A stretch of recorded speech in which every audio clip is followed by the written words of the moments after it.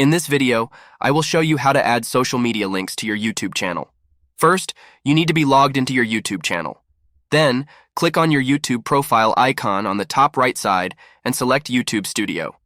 This will take you to the back end of your channel. From there, go to the left side and scroll down to find Customization. Click on it and select the Basic Info tab. Scroll down to the Add Link section.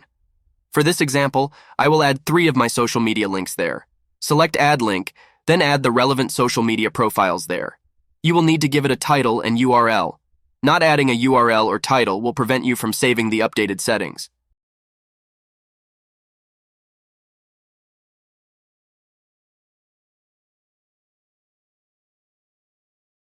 Once you are done, click on Publish.